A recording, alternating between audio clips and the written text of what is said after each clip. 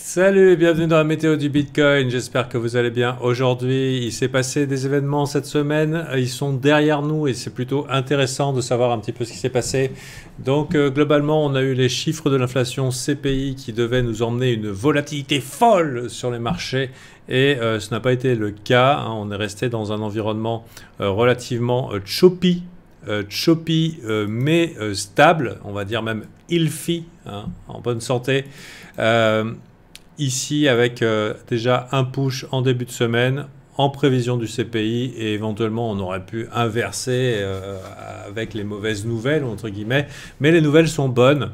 On n'a pas eu de suivi particulier à la hausse ni à la baisse. On est ici dans une zone qui a été travaillée par le passé qui pourrait faire office de résistance, hein. Voilà, je l'ai trouvé. C'est ce vieux monsieur là qui monte dans l'escalator et qui se met à chuter parce que parce qu'il est trop impressionné. Mais globalement, c'est à peu près ça. Et c'est des phases de marché qui sont intéressantes. Bon, globalement, si on regarde un petit peu les news qui sont tombées, donc on a des chiffres d'inflation qui sont quand même intéressants, c'est-à-dire qui sont plus faibles que prévu. Et il y a eu aussi la Fed minute, c'est-à-dire ce que pensaient globalement les agents de la Fed sur ce qu'il fallait faire au niveau de l'inflation, etc. Et globalement, ce qu'on voit, c'est que les agents de la Fed sont un petit peu plus dovish. Ça veut dire qu'ils ont envie d'y aller moins fort au niveau d'augmentation des taux d'intérêt en raison de la situation bancaire et de la chute de la comment ça s'appelle, Silicon Valley Bank. Voilà. Donc, a priori, tout est aligné pour du positif, avec des gens qui tremblotent. On a un Nasdaq qui, bon, on avouera quand même qu'il est en train de faire des petits M-top en daily au-dessus d'une résistance. C'est au-dessus d'une résistance, c'est pas en dessous. Donc là, la question se pose, ça passe pas, qu'est-ce qu'on fait? On se regarde dans le blanc des yeux.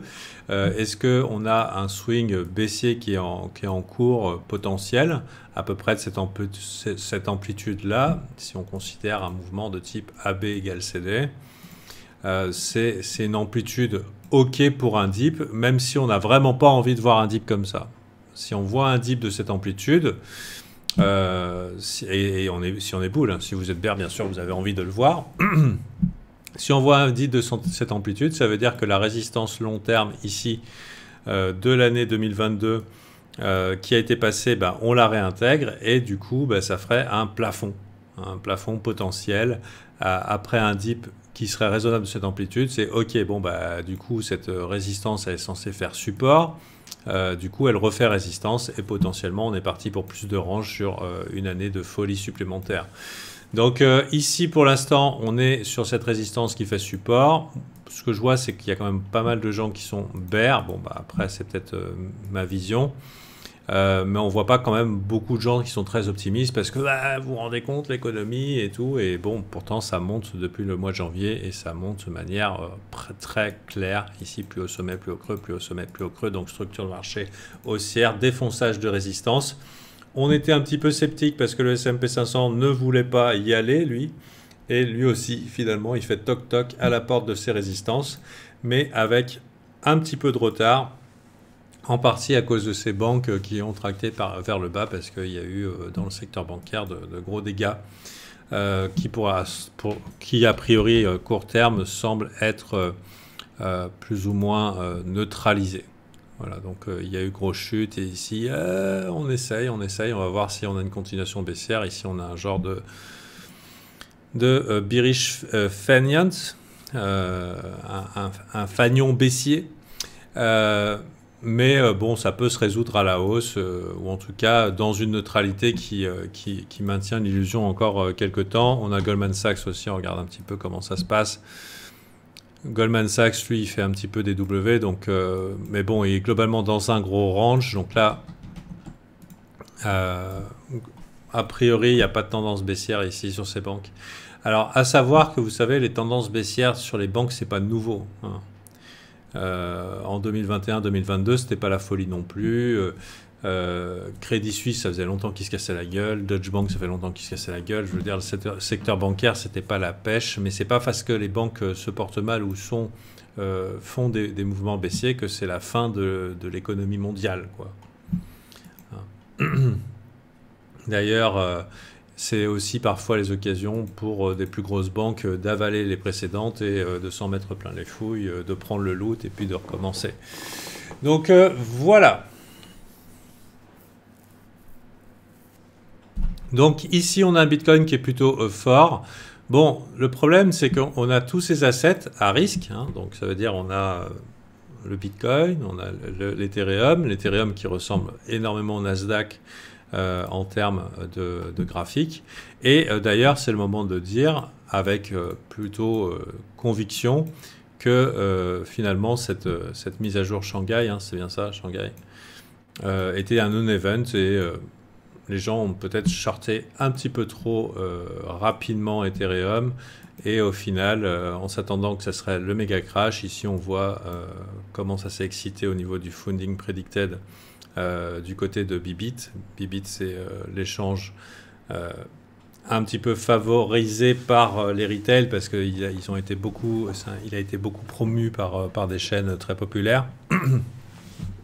Et on a vu une grosse augmentation des open interest avec des shorts qui se sont engouffrés a priori du bon côté, mais ils n'ont pas TP et du coup ici matière à short squeeze, ce qui a été annoncé aux membres Alpha Team que le short squeeze était dans les bacs hier avant qu'il arrive. Bon voilà, et maintenant on se retrouve en haut du range ici et un Ethereum qui est structurellement fort. Fort. Très fort. Donc ici, très fort, direction les 2000, hein, chiffre rond psychologique et la résistance ici, mais a priori, on est dans des conditions favorables pour l'économie, pour ne serait-ce qu'un mois qui est intéressant. Avril-mai, c'est un mois qui est intéressant sur les assets à risque. Il y a une expression qui dit « sell in May and go away ». De mon expérience, vaut mieux attendre fin mai, genre première semaine de juin. Donc là, c'est pour l'instant, en ce moment, je ne sais pas comment les gens se situent. On voit des signes de distribution, on voit que c'est hésitant. Mais être bear mi-avril, c'est dangereux. C'est dangereux parce que de mon expérience de 6 ans en trading, 7 ans bientôt, c'est des fenêtres où on s'en met plein les fouilles. Donc personnellement, je me prépare. Je me prépare à la possibilité d'un dip sur Bitcoin. C'est-à-dire que ici, ça peut très bien chop. Je nous vois très bien découper dans la zone, aller chercher ici et pourquoi pas faire un dip. Mais pas si fou que ça et ouvrir une fenêtre potentielle avec un mois d'avril-mai, enfin plutôt fin avril et mois de mai plutôt boule avec un rallye, pourquoi pas sur les altcoins. Personnellement, j'en ai quelques-uns en tête. Et dans mon Skull Storage aussi, hein, c'est-à-dire que j'ai fait les bagues. Et voilà. Voilà. Donc, pour l'instant, alors bien sûr, on peut se permettre de changer d'avis, mais ici, au niveau daily, weekly, on est relativement clean. Et tant que BTC vient pas s'installer ici sous les 28 000, ça paraît vraiment difficile à envisager. Si vous êtes swing trader et que vous voulez éventuellement ouvrir un short, je recommanderais potentiellement d'attendre un swipe de CI ici parce que c'est probablement un piège vers les 31 000, voilà. Mais je ne vois pas le Bitcoin descendre beaucoup plus bas parce que tout ça, c'est porté par les petits bras musclés de Binance. Hein, Binance qui, eux, comme par hasard, sont du bon côté du trade. C'est-à-dire Bybit pas du bon côté du trade, Binance bon côté du trade. Voilà, c'est un petit peu l'état du marché. Hein. C'est Binance qui sauve le marché. Et en plus, avec l'annonce hier de FTX qui vient de trouver 8 milliards, magie, sortis d'un chapeau et qui vont réouvrir leurs opérations bientôt. On voit ici le soutien. Donc là, je vous montre la news si vous ne l'avez pas vu passer. le crypto exchange FTX a trouvé 7,3 milliards sous un tapis. Et ils envisagent de rouvrir le crypto exchange au second trimestre. On ne s'ennuie pas. C'est génial. Donc voilà. On avait pu remarquer quand même que FTX avait des gros soutiens quand même. Bon, c'est pas comme si ça avait été, si ça n'avait pas été le second donateur du parti de Biden à hauteur de 50 millions de dollars.